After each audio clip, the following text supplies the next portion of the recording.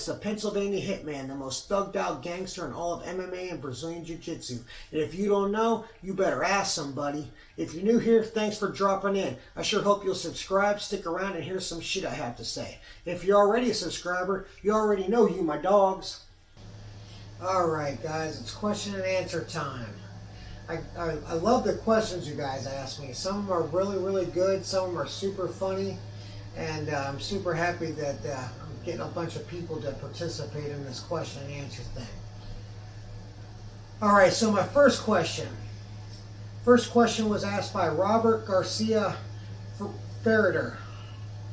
Hope I pronounced your last name right. I'm sorry if I didn't. But Robert Garcia Ferreter, he says he has a question about Rickson Gracie's 400-0 BJJ record and was supposedly unbeaten in his competition days.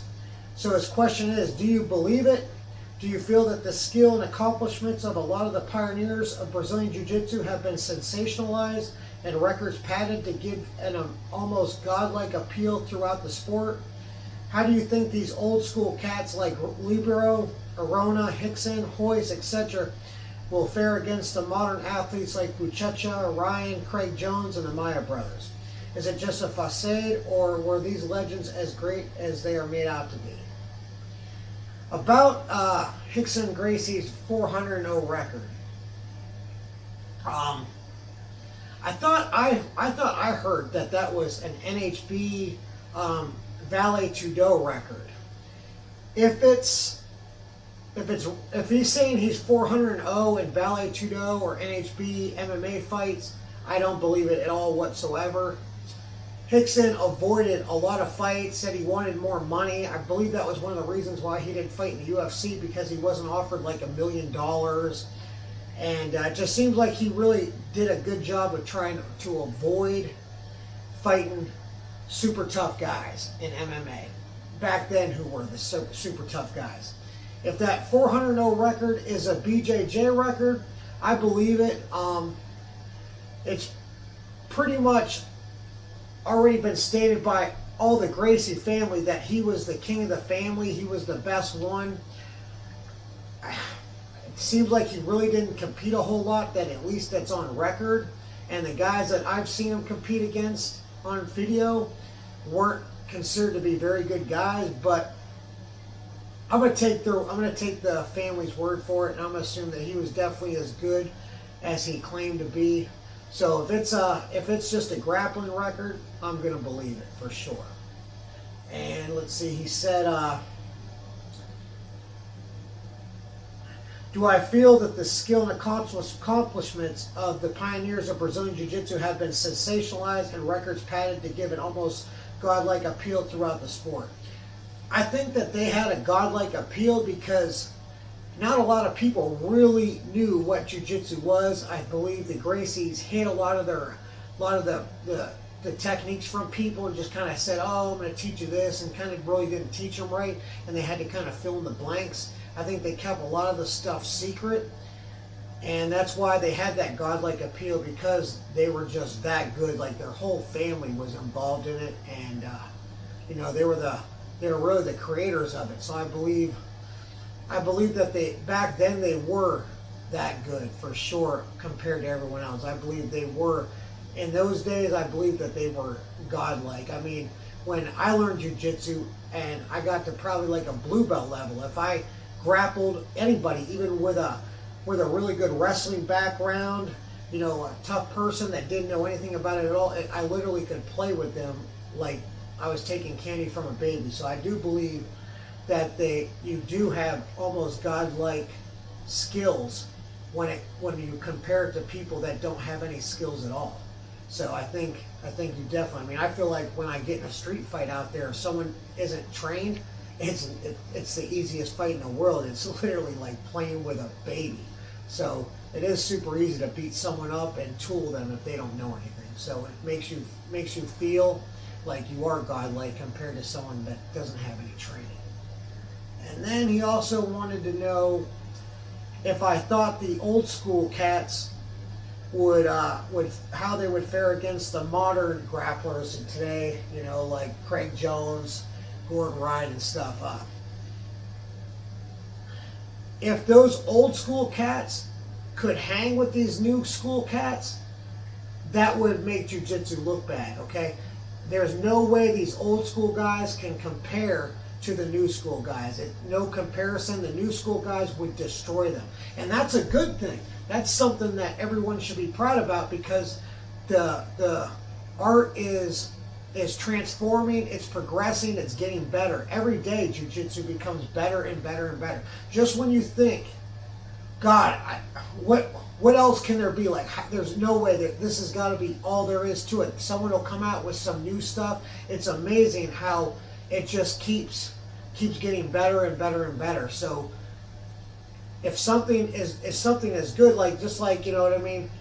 Like, if your parents, like, you should reach a higher level than your parents did, make better money, get a better job. Your kids should do better than you. Their kids should do better than them. So you want the next generation to always do better. So I believe since those legends and those old school guys got started, I believe every generation got better and better and better. So that's, the jiu-jitsu's heading in the right direction. So that's definitely where it's supposed to be.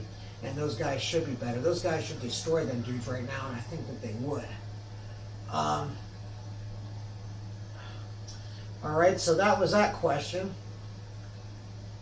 Let me see what the next one is.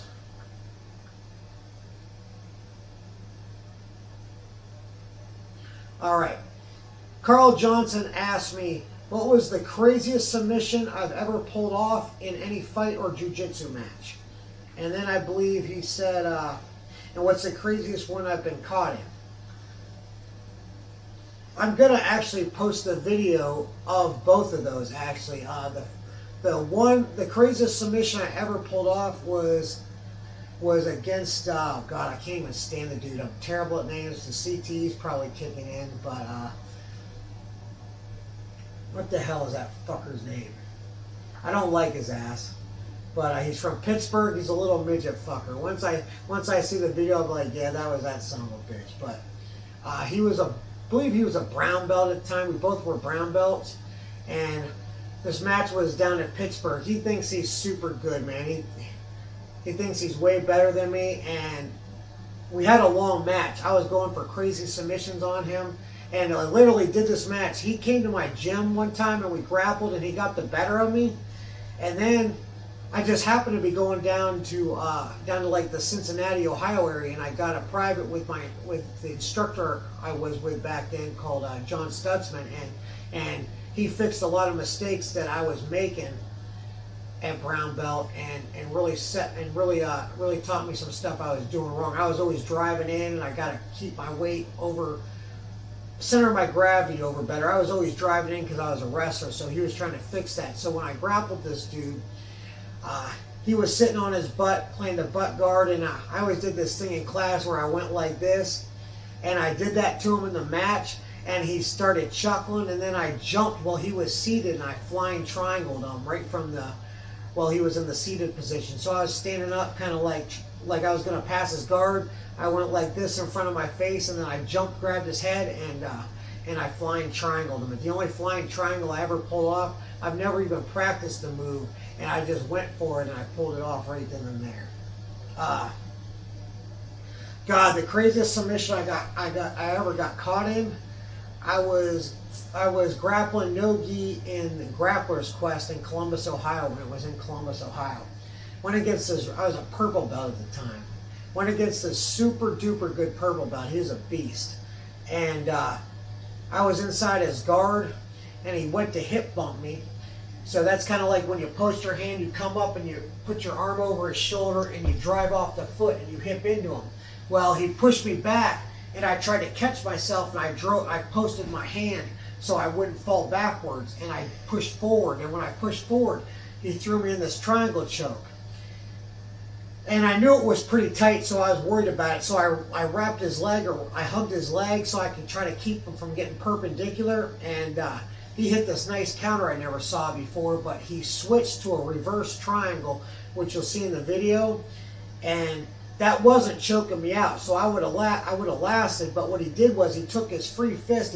He was kind of choked me on the one side, but this side was freed up, so I would have been fine. He took his fist and he pushed it into my neck real hard and choked me unconscious, man. I went right out, woke up looking at the ceiling, and got choked unconscious. So I'll post that video right now too.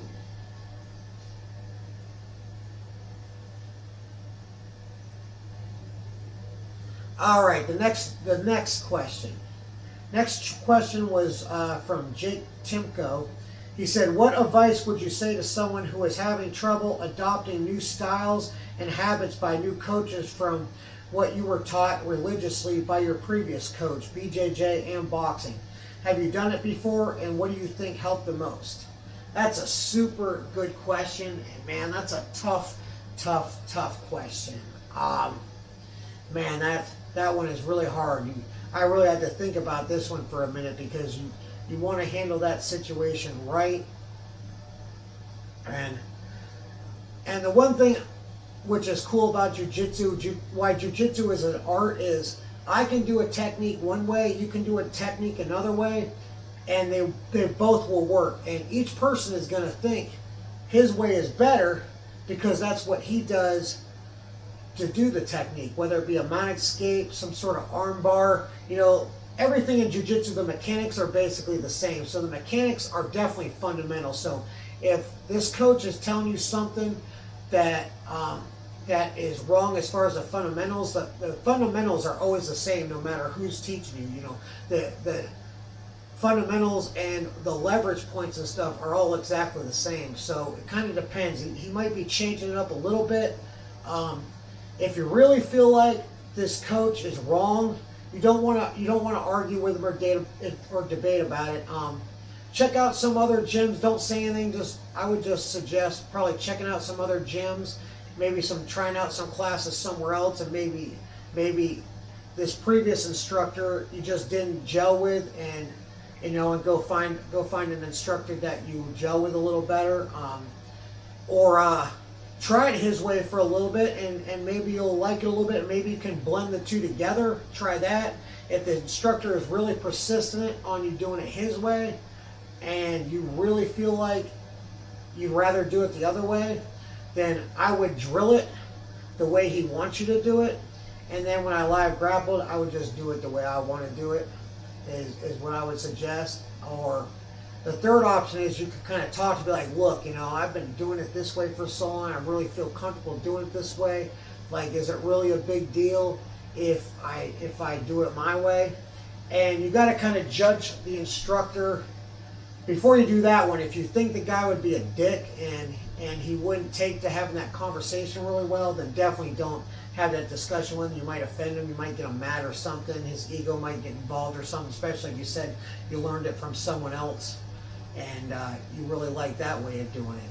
But if you think he's a reasonable guy and he can have an adult conversation about it without being a dick, then try talking to him about it and see what he says, and maybe he'll be all right. Maybe like, yeah, that's a good way to do it too. I don't care if you do it that way. Or maybe he'll say, try it my way. So I kind of feel like those three options are your best option. Go check out some other schools, and maybe you'll just kind of like how they run things a little bit better than where you're at now.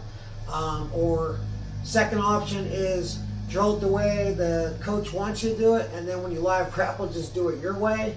Or the third option is having a conversation with him and try to explain it to him, and be real sincere and respectful when you have the conversation with him about it, if you choose to do that.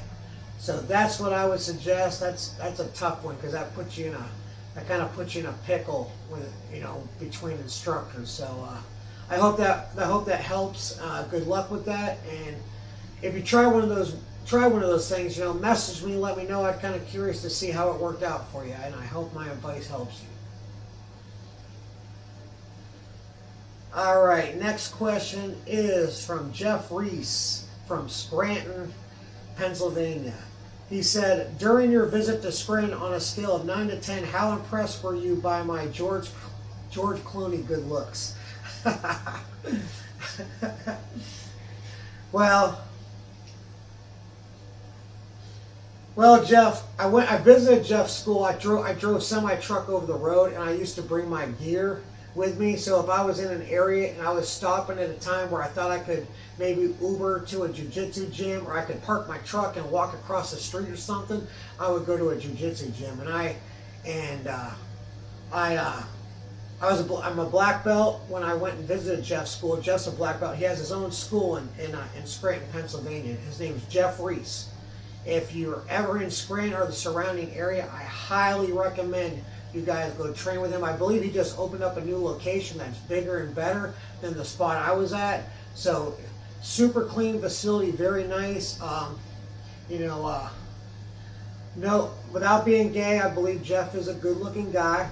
I believe if he has a wife, she's probably pretty happy with his look. So, Rousimer Palhares, my leg will be ripped off. I'll be getting surgery. I'll be in the worst pain of my life. I'll probably might never be able to walk again on that leg. And it would be the nastiest leg break that I could ever imagine. Man, dude, there was a guy that I think he beat him in a grappling match. I couldn't believe it. I would have bet the farm against this dude. I believe Gary Tonin grappled Rousimer Palhares in a grappling match, and I believe he whooped his fucking ass, dude, if I remember correctly. I remember watching it, and he was kicking his ass. I can't remember what the outcome of it was. I don't think Gary Tonin lost, and that was a crazy match. I really couldn't believe it because the size difference between those two. Rousimer Palhares is a big, huge dude, and Gary Tonin is like my size. So I don't know how the fuck he was able to handle that dude. That shows you how good that dude's jiu-jitsu is. So if I had to have a choice, I'd rather box Mike Tyson. All right, Casey Quarles asks, what are some red flags in a combat sports coach? What are some less effective techniques you have witnessed people wasting time and effort on? Red flags as a coach are, other than the blatant ones like letting you spar without a mouthpiece. I've seen a video where the students were up against a wall and they had their hands down, I believe, and someone is just punching them in the head. Those are definitely like super duper bad signs. But I think experience, you know what I mean? I'm not saying that a jiu-jitsu coach or an MMA coach or a boxing coach can't ever box and be a good coach, but I personally myself, I prefer someone that's been in there and done that. They don't have to be the best. If your coach fought, he didn't have to be a world champion. Just the fact that he got in there and did it, and he has a decent amount of experience doing it, and he just had like an okay record. I think those guys probably end up being the best coaches because at least they know what you're going through. They know what you're dealing with in there. They really know the whole process from start to finish. The nerves, what you're feeling when you get in there, the jitters. They know that whole situation. But I think you definitely want to look at the guy's ranking, where you can rank, like Brazilian Jiu-Jitsu does ranking. If he's a black belt, see who he got his black belt from. Is that guy known to hand out belts? Is that guy known to be really tough and make sure the person deserves a belt? Are the students competing? Are they winning? Are they doing good? Does he have a competition team? And how good are they doing? If I got one gym over on this side of town and the instructor doesn't grapple with his students, and I'm not saying that an instructor has to, he might have injuries and stuff like that, but if he's not grappling with his students and they're not doing a lot of live rolling or sparring and they're not going to competitions, and you got a gym on the other side of town, the coach is rolling with the guys and teaching, drilling, and they got a competition team every weekend. They probably don't have many weekend classes because they're always in a tournament or an MMA fight or a boxing match or whatever. I'd be training at that gym, because even if you're just going there for self-defense and you don't even want to fight, training like those guys are training is going to prepare you for a self-defense situation or a street fight way more than that other gym that's not competing and the coach isn't grappling and stuff like that. So those are some red flags. I kind of just look at their credentials. If it's a boxing thing or an MMA thing where you don't have ranking. You know, has a guy fought before? Like I said before, how good was he? And if he hasn't fought before, again, that's not a huge red flag. But are they fighting and competing? You know, what are the guys winning the Golden Gloves? Are his guys winning MMA fights? So I would judge him by his students. What are his students? How are they performing? So that's what I say. And don't ever spar without your mouthpiece in. You can grapple without your mouthpiece in, but don't get punched in the face without a mouthpiece. I like to spar without headgear, and I preferred my fighters to spar without headgear. Headgear does not protect you from concussions. It only protects you from cuts.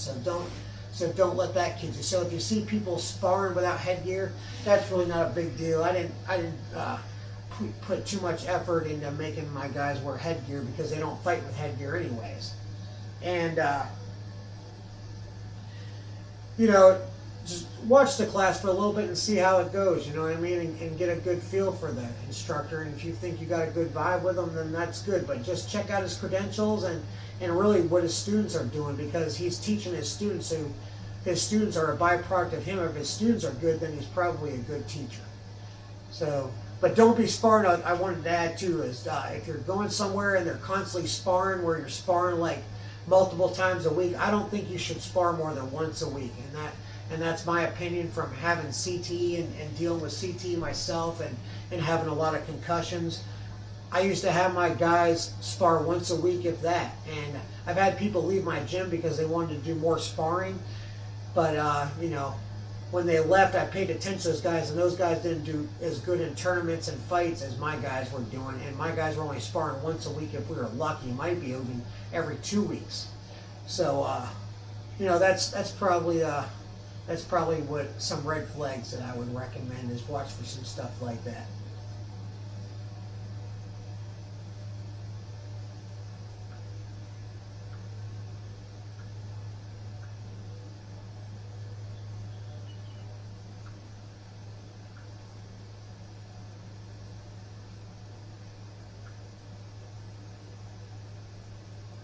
All right, Stephen Bradley asked me, who was the one guy you went up against that struck fear or intimidated you in any way, and why?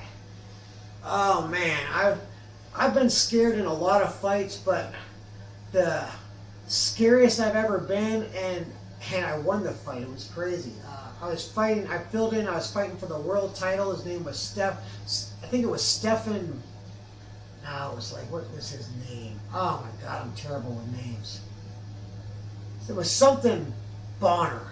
And I know there's a UFC fighter named Bonner, but it's not him. It was something else. Something Bonner. Or Boner or something.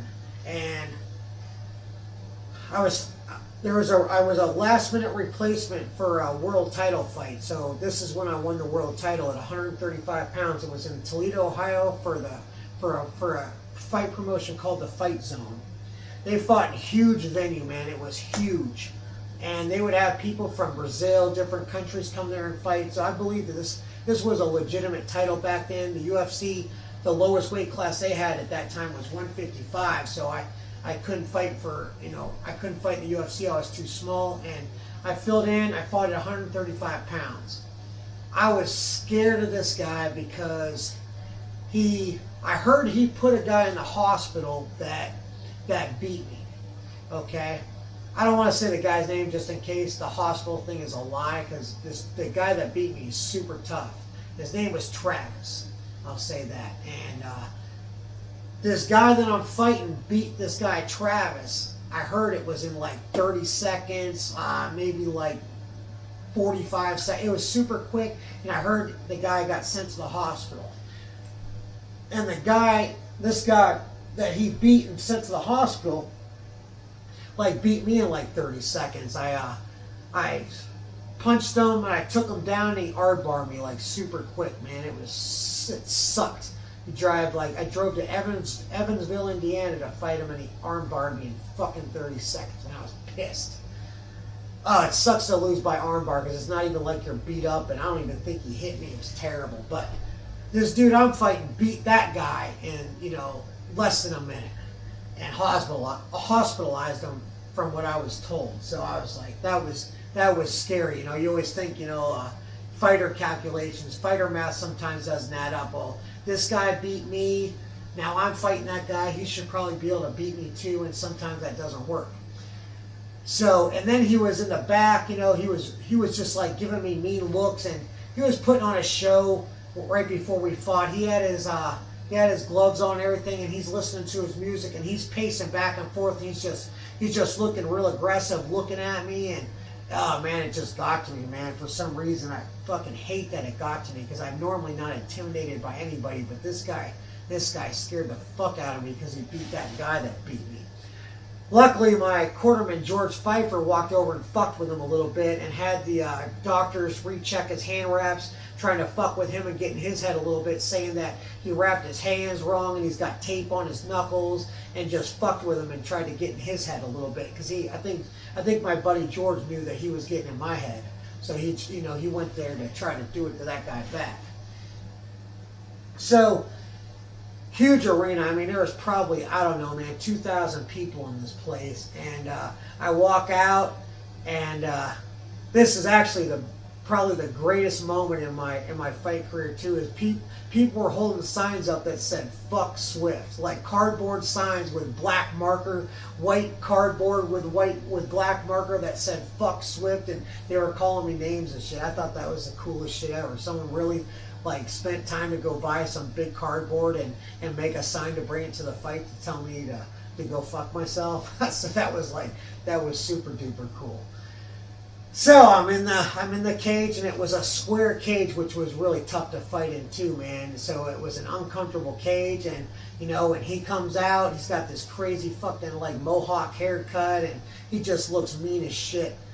And he came in and he hit me hard, like, man, like for like 3 months straight I had a ringing in my ear, man. I don't know if he ruptured an eardrum when he punched me in the head, but he hit super fucking hard. So I'm backing up, and he was just coming at me super hard, and I ducked in. I think I shot a low single or a double A takedown. I took him down, and I stood back up, so he's kind of on top. He's trying to stand up, and I just kind of just ran him over, and I got mounted, and he rolled me over, and he kind of jacks me into the cage, and he's punching me, and I'm starting to walk up an armbar, but he's got me pinned against the cage, and I put my toes in the cage, and I use it to walk myself perpendicular, and I locked the armbar in, and I ended up breaking his arm, and I finished him in probably 30 seconds. It was no more than 32 seconds.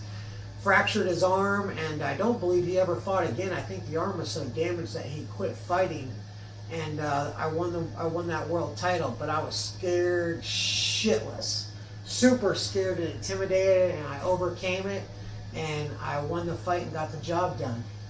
So just because you're scared doesn't mean you can't get it done. That's my answer. All right, the last question is from Jacob Stahl. What are some things you wish you would have known about jiu-jitsu when you first started out? How to be less of a spazzy white belt, things not to do, things to do more of, etc. If I could start over, and with the information I have now, I would have quit wasting my time doing some probably like the Eddie Bravo stuff, because I wasn't a real flexible grappler. I think I wasted a lot of time trying to learn stuff that I was struggling with because I wasn't a real flexible person.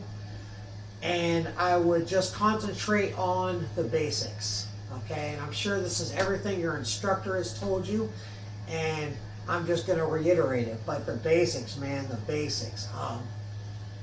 This is how I feel like your jiu-jitsu journey should go. The most important thing to learn is escapes.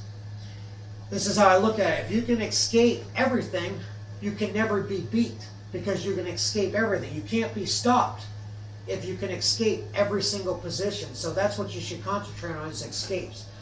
From white to blue belt, you should be working on, number one, mount escapes, side control escapes, headlock and Keisakatame escapes.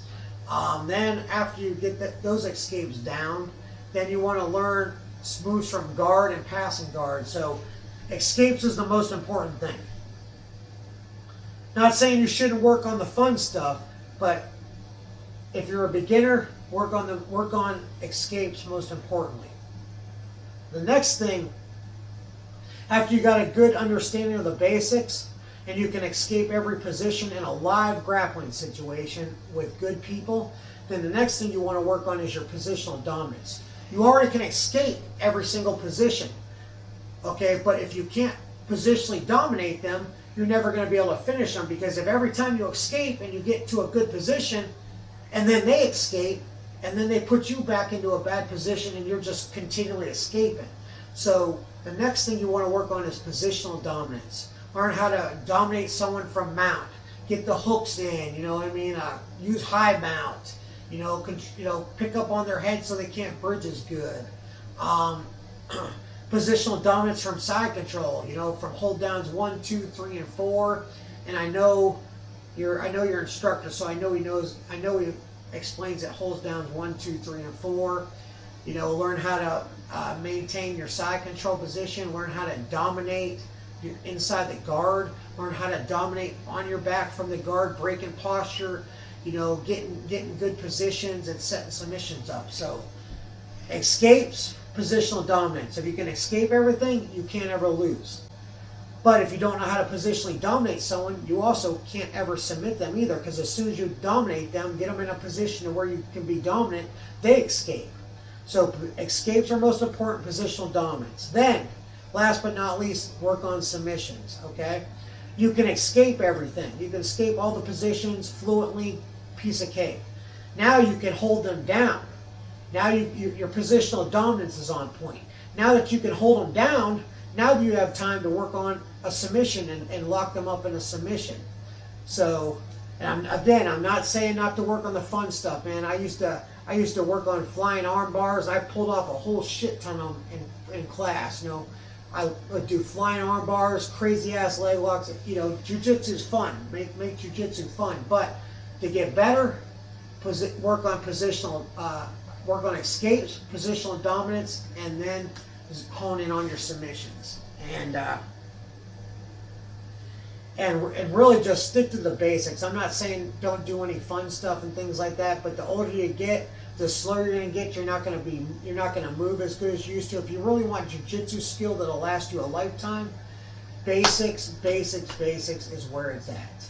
And drill. If I could give you any other advice, I'd drill something.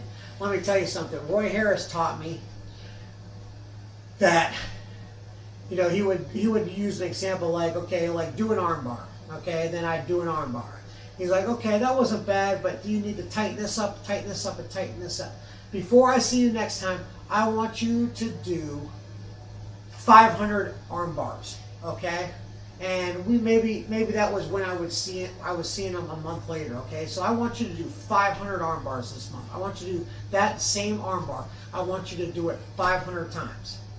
I promise you that after 500 times, that 500th arm bar is going to be 1,000,000 times better than the first arm bar you did. So if there was any other advice I could give you, is drill. So drill. I'm telling you, man, you can't stop drilling. That's the most important thing, is drill. So drill it as many times as you possibly can. It's just like a jab is the most basic punch in the world. I've thrown that probably hundreds of thousands of jabs. It's a basic punch. You're here, you turn it over, you tuck your chin, and you bring it back where you gave it from. You don't drop it. Out, comes back in. Turn it over, come back in, okay? What's the difference between my jab and Oscar De La Hoya's jab? I should be able to throw a jab just as good as him, right? Because I just did it. I know how to do it. But there's a difference between Oscar De La Hoya's jab and my jab. And the difference is how many times Oscar De La Hoya threw that jab. Oscar De La Hoya probably has thrown hundreds of millions, billions of jabs probably, compared to my hundreds of thousands. So the fact that Oscar De La Hoya has literally executed that technique billions of times more than I have are the reasons why his jab is 1,000,000 times better than my jab. So that's the difference. So if you want to be good at a certain move, you want to be good at a knee bar, drill that knee bar. make a commitment. Say, look, man, I really want to get better at this move. I'm not really good at it. I know how to do it, but it's just not that great. Drill that move. Commit to yourself. You know, instead of when it's live grappling time, say, hey, grab somebody. Say, hey, would you mind if I did, you know, I wanted to drill 25, I want to drill 50 knee bars on you. And total them up. Do 50 a day. Do whatever you do. Do 100 a day. Do 75 a day. Do 10 a day. But get to that 500 point. Try to make a consistent effort to do whatever you're not good at. Do that thing 500 times. And then come talk to me and let me know how much better you do that move after doing it 500 times. And I'm serious. Message me. Post a comment on the video. Hit me up on Facebook. You know, on the post where I did the question answer thing. Tell me what move you did 500 times, and tell me how much better that move is after you did it 500 times. Drill, drill, drill, drill. Repetitive drilling. And I also want to add, practice doesn't make perfect. Perfect practice makes perfect. Okay? Because if you're going to drill a move and do it wrong, all you're going to do is get good at doing it fucking retarded. Okay, so if you're going to drill a move, try to drill it right. Drill it as perfect as you absolutely can, even if you have to do it in slow motion. And then you'll get faster and faster as time goes on. But execute that move to perfection. Because when you live grapple, very rarely are you going to be able to pull off a move 100% perfect technique. There's going to be some gray areas. It's going to be a little loose here, a little loose there. But the thing is you got it because you were practicing it in a perfect form. If you were practicing it all shitty, then when you go out there and do it live, it's going to be super shitty. And then you're not going to get it. So practice it perfect. Alright guys, the next question comes from David Lang. He asks, what is your opinion of the white knight syndrome that occurs with online mobs? For example, what happened to you? What happened to me? What can be done to combat these kind of fake news idiots mentality? The other aspect of it is how it literally shuts down academies, ruins reputations, puts innocent, good people in a place where they could almost never recover from the situation. Fake news, misinformed people, super vindictive exes. Oh man, that's a rough one, man. Just to clarify to the viewers, when he says, what's your opinion of the white knight syndrome that occurs with online mobs? For example, what happened to me? So me being convicted of dogfighting, which was total bullshit, and, you know, the online mobs of, like, you know, they want you hanging from a tree, you know, they're messaging you, they're talking shit, they're calling your work. It's just, it's insanity, the white knight mob mentality. And the reason why this happens is mostly because of this, because the prosecution will take anything you say and do, and they will use it against you. For example, this is going to be an example from my dog situation. Okay, I bought a dog toy. Okay, a dog toy.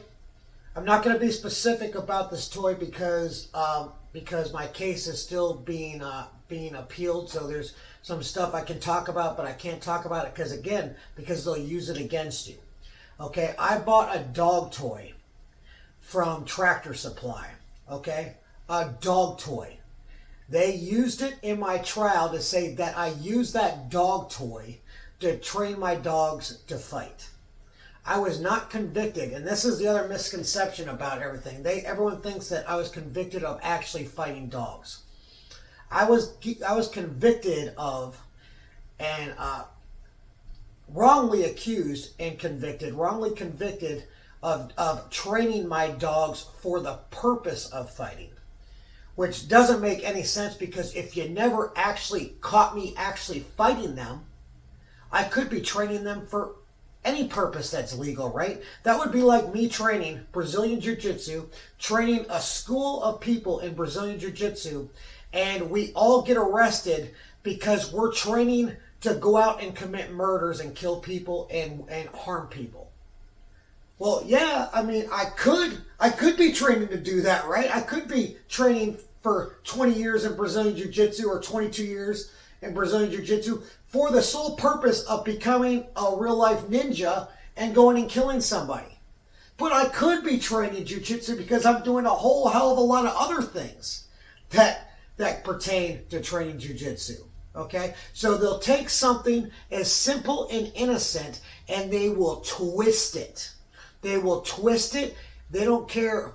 They don't care. The DA, the court system, all they care about is wins and losses. They don't care about true justice and making sure the right person gets convicted. They don't care if you're innocent. So many innocent people take a deal because they can't afford to fight the charges, and the deal that they offer you it's so much better that it's not worth the risk to go to trial and fight it. You might not have done it, but the deal that they're going to give you is so good that you're like, you know what? I can't afford it, and I don't want to risk it, because if I am found guilty, God knows how long I'm going to get put away.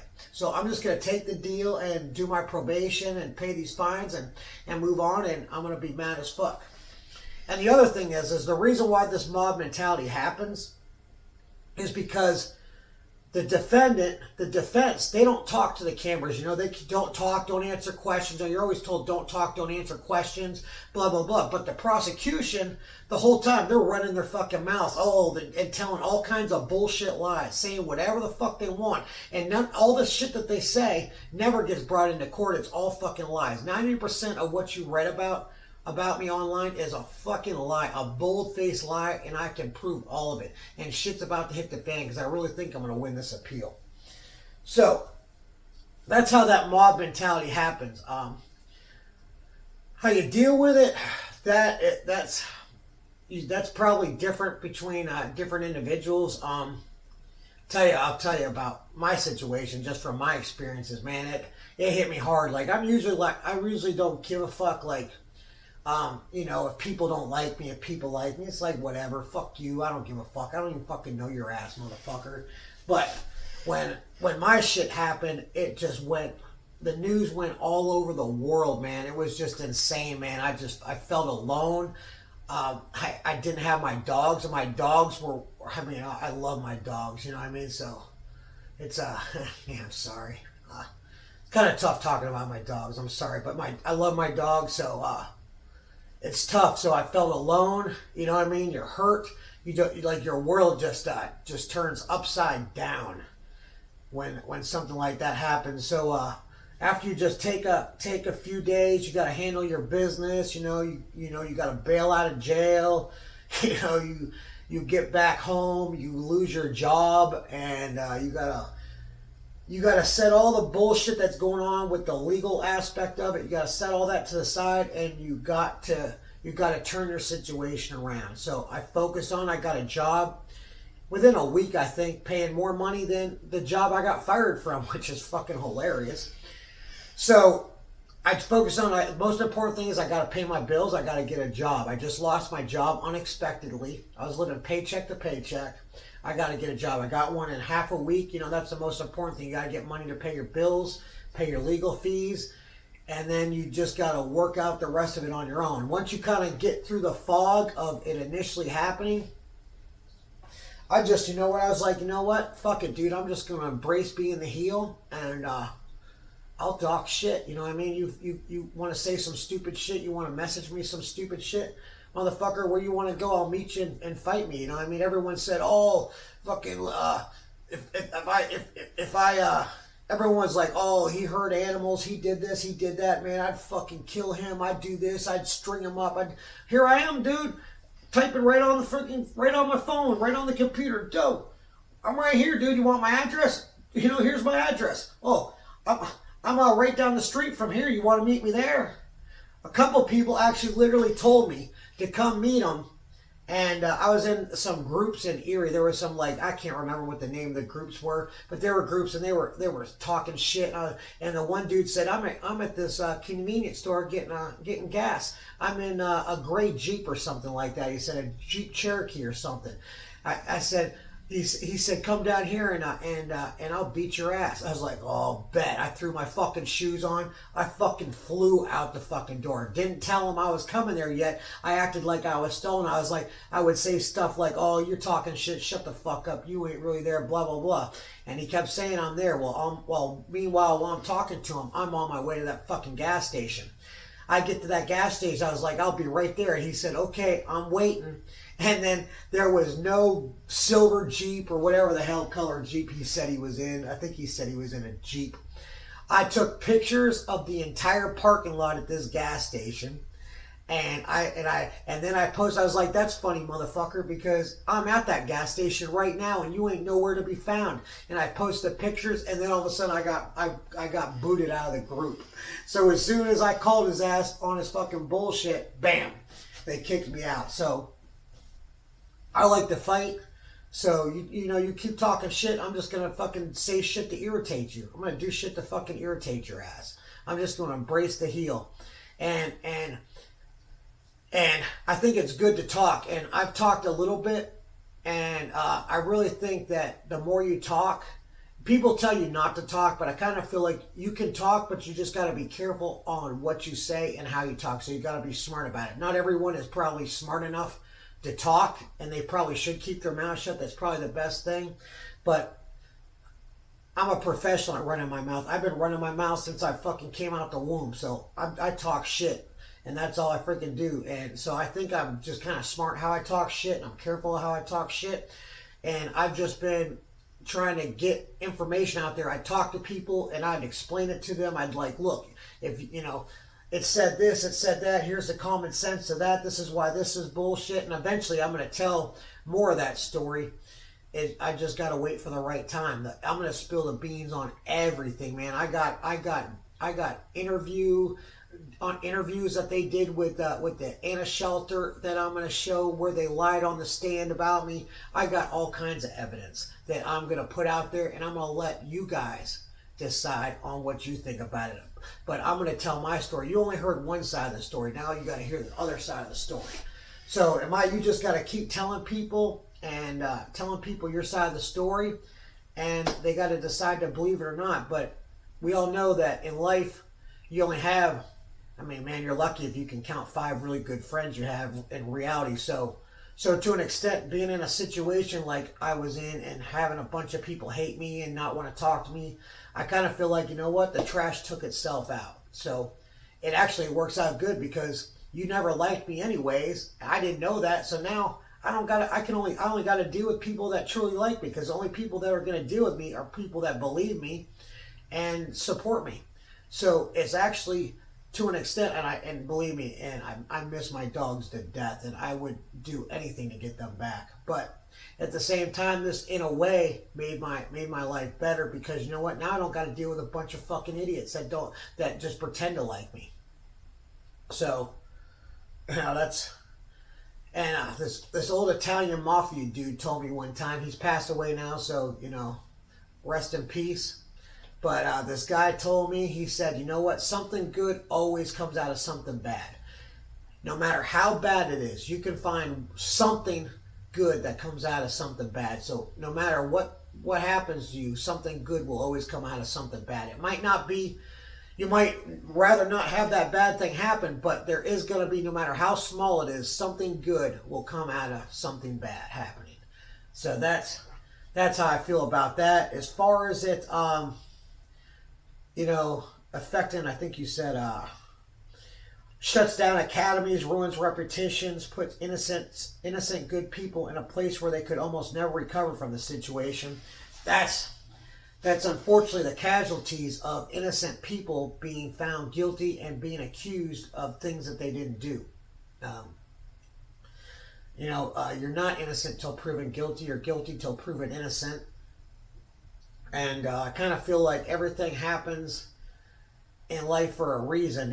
Every single thing in your life happens for a specific reason. You just gotta stay on that path and find out what you're supposed to be doing. Maybe you're not supposed to be running that academy. Maybe you should be doing something better.